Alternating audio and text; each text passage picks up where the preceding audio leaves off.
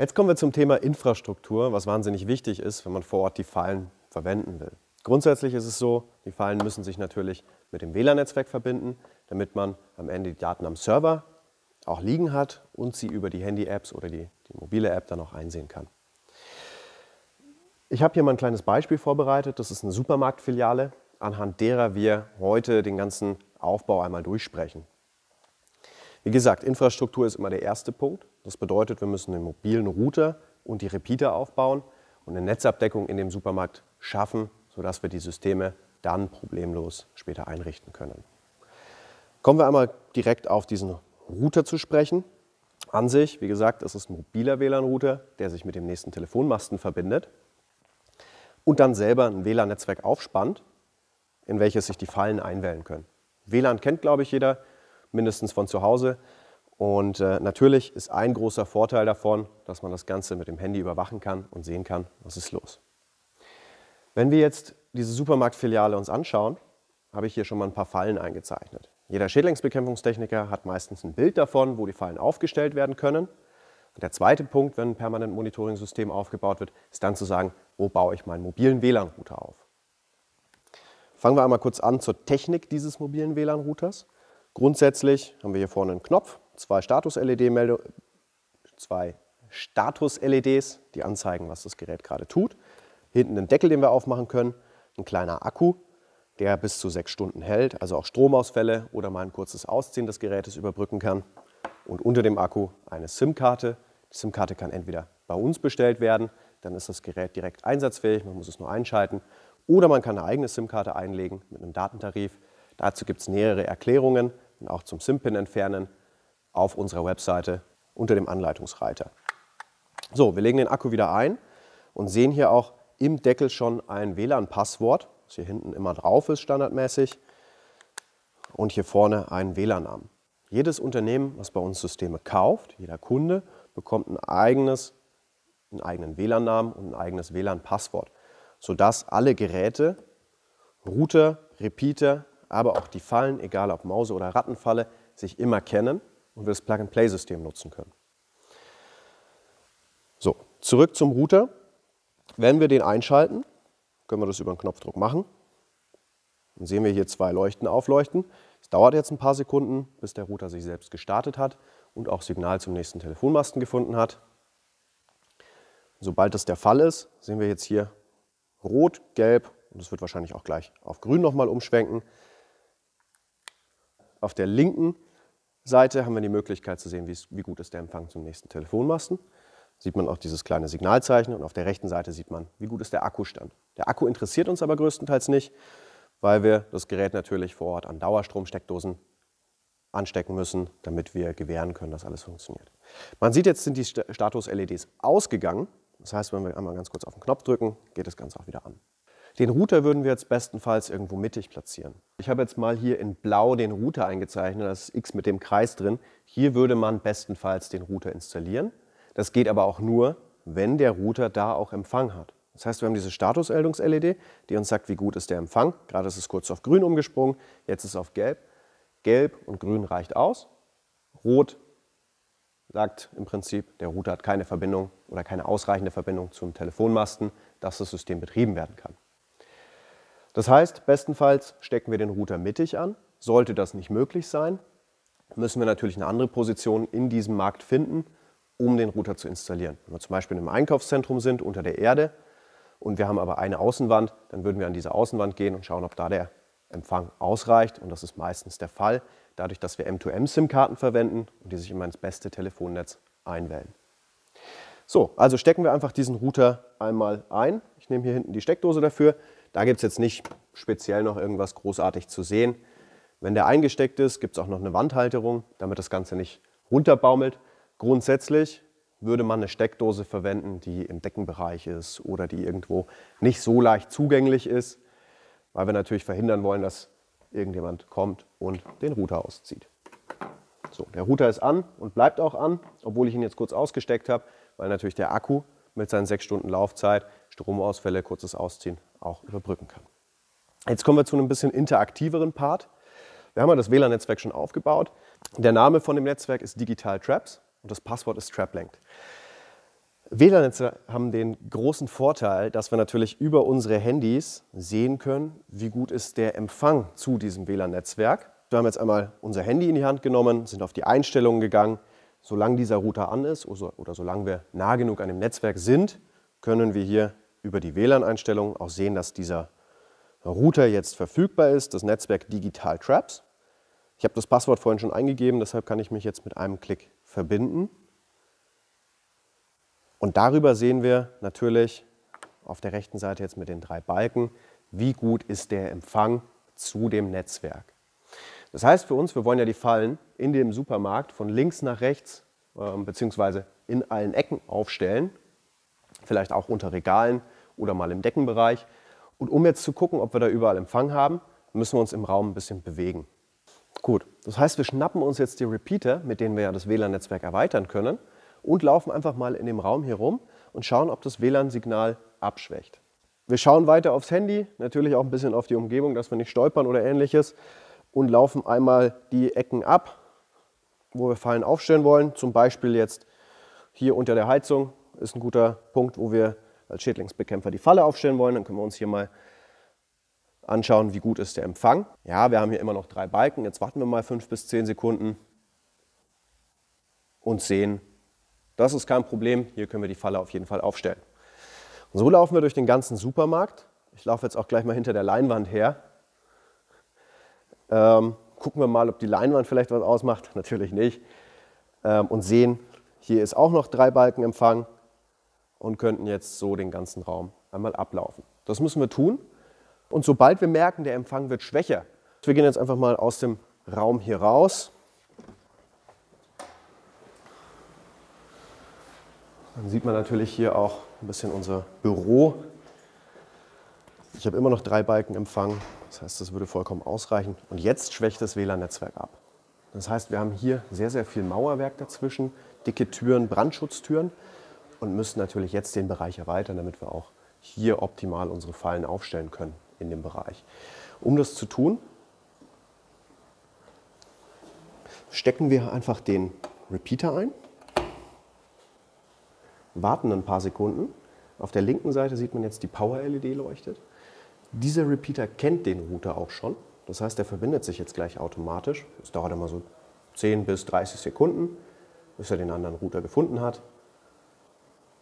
Und dann sehen wir gleich hier auf der anderen Seite, dass die Status-LED hier auch leuchtet.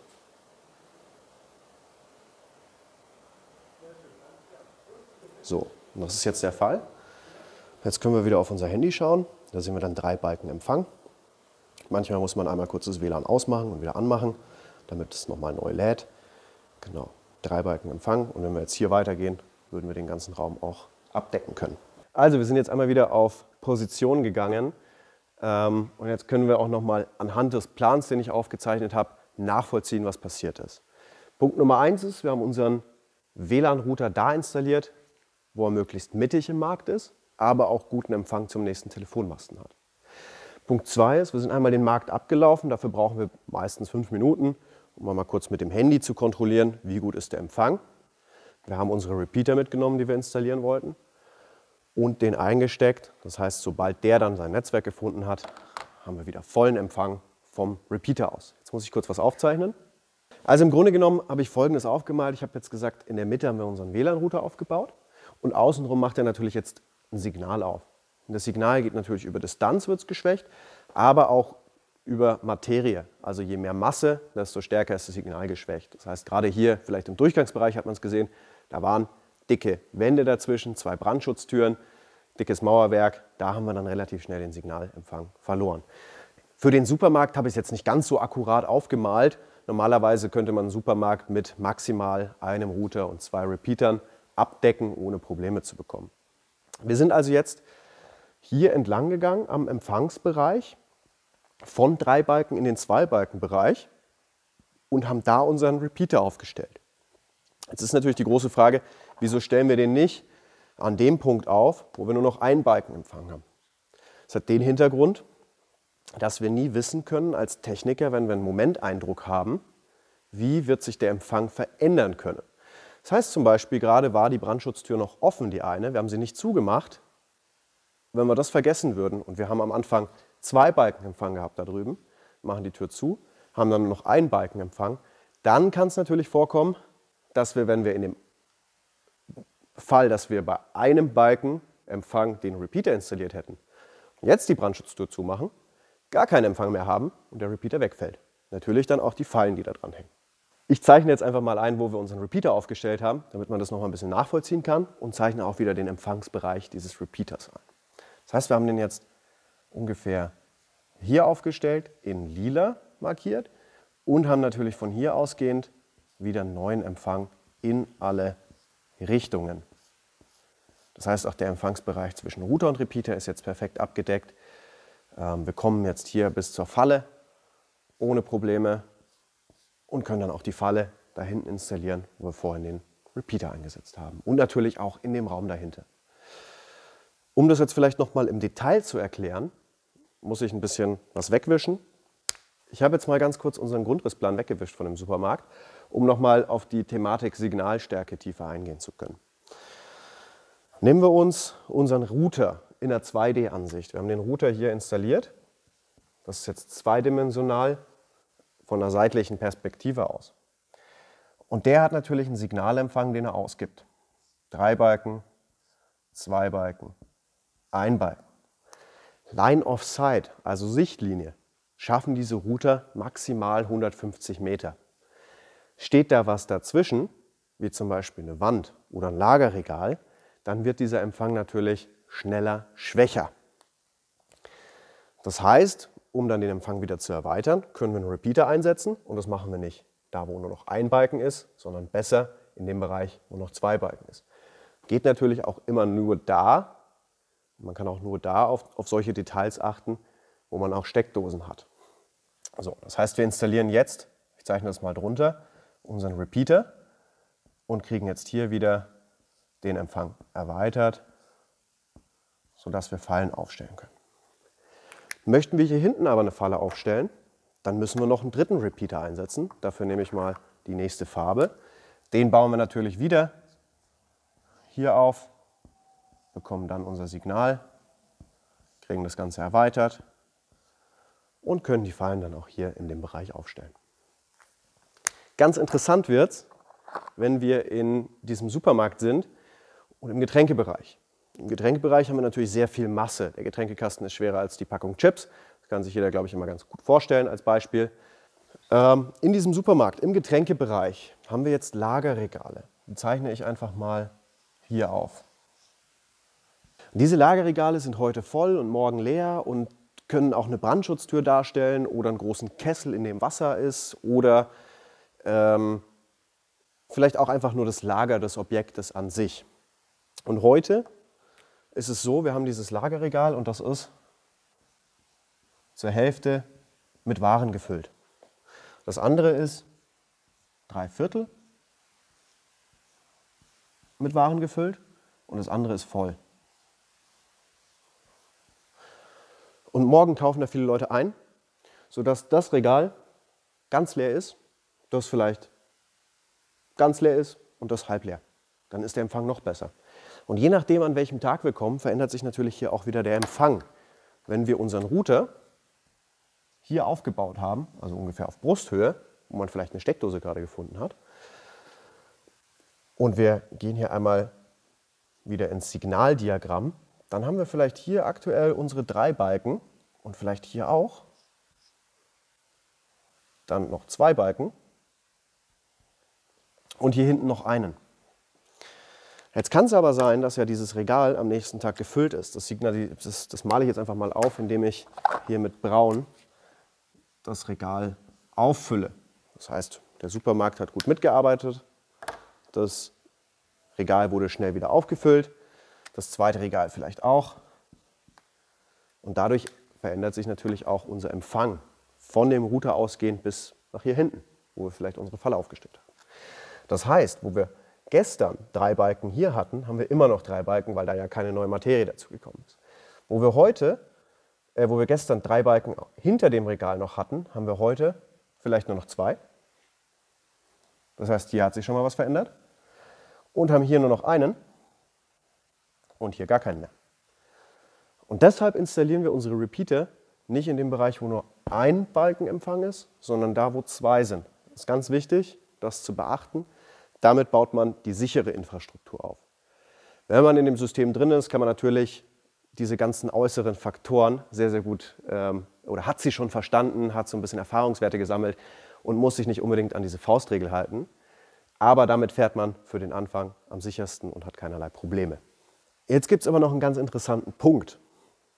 Wenn wir unsere Infrastruktur nicht auf Brusthöhe aufbauen, wie wir es jetzt hier gemacht haben, sondern, und dann nehme ich mal jetzt die rote Farbe, mit der ich das Neue aufzeichne, sondern wir bauen unsere komplette Infrastruktur oben auf, dann haben wir natürlich eine Abstrahlung nach unten.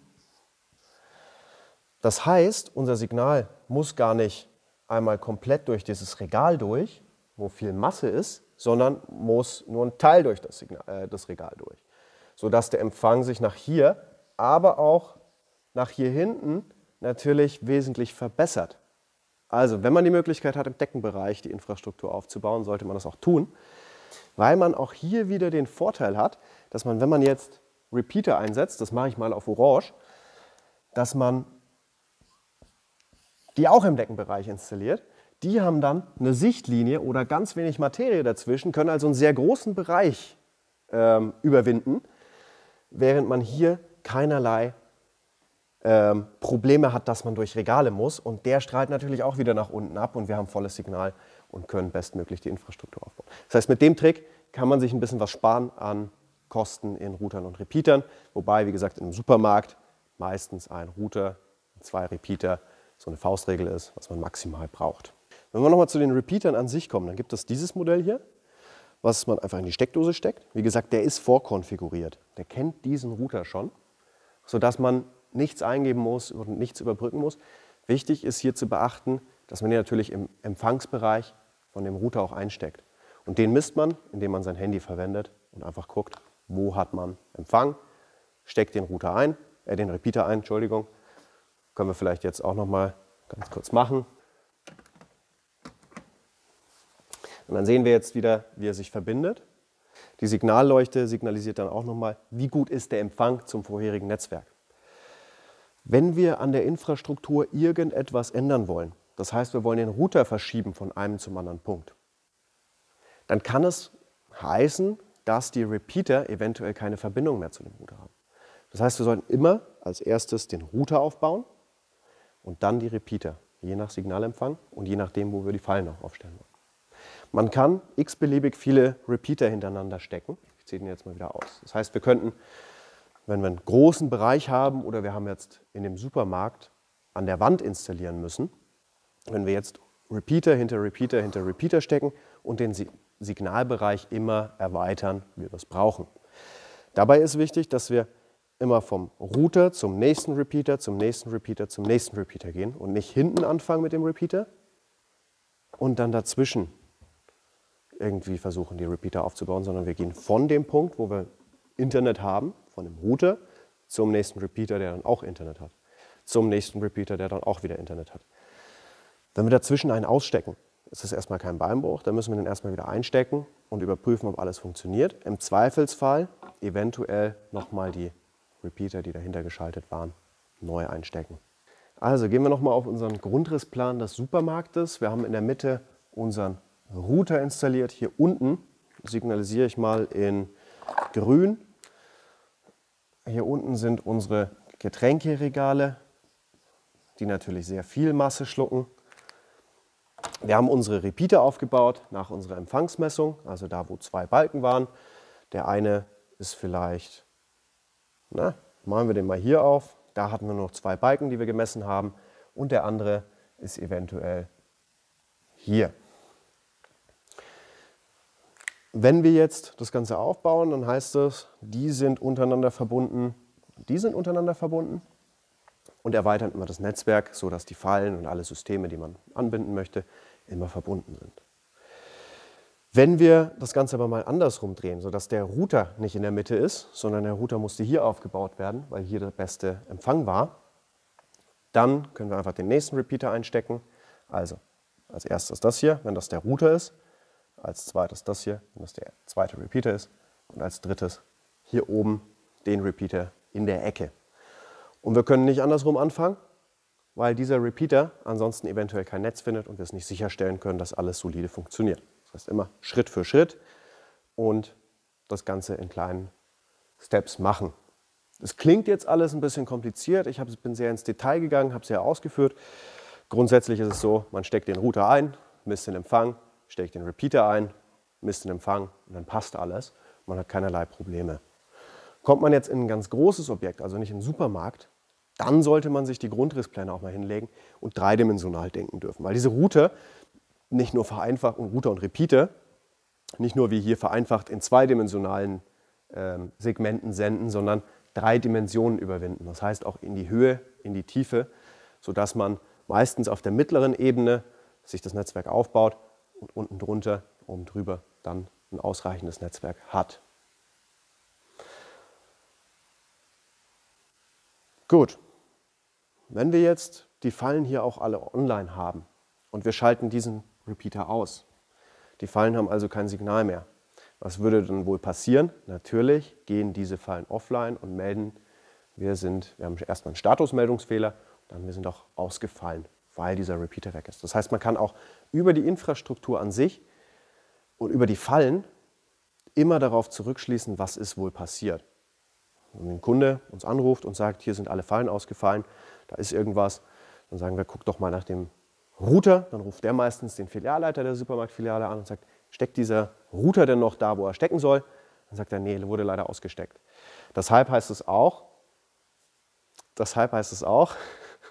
man muss sehr, sehr stark darauf achten, dass man die Router und die Repeater an Orten installiert, wo Putzkräfte, Reinigungskräfte eventuell nicht einfach ausziehen, den Router oder den Repeater ausstecken, um die Steckdosen zu benutzen. Es gibt bei diesem Repeater auch nochmal die Möglichkeit, eine Steckdosenerweiterung bei uns zu bestellen. Kostet 10 € mehr, hat dann 2 kleine Antennen, die nach oben zeigen. Und man besetzt die Steckdose nicht. Das heißt, auch die Putzkraft könnte jetzt, wenn sie die Steckdose hier benutzen möchte, einfach ihren Staubsauger einstecken oder ihr Reinigungsgerät und würde unsere Infrastruktur hier nicht stören oder kaputt machen. So, jetzt sind wir beim großen Punkt Infrastruktur fast durch. Ganz wichtig ist natürlich nochmal zu verstehen, was tun die Fallen. Die Fallen selber, die wir hier rot markiert haben, suchen immer nach WLAN-Netzwerken, die sie schon kennen. Das heißt zum Beispiel in dem Fall das Digital Traps und TrapLink, was vorkonfiguriert ist, verbinden sich damit und senden dann alle 6 Stunden eine Nachricht an den Server.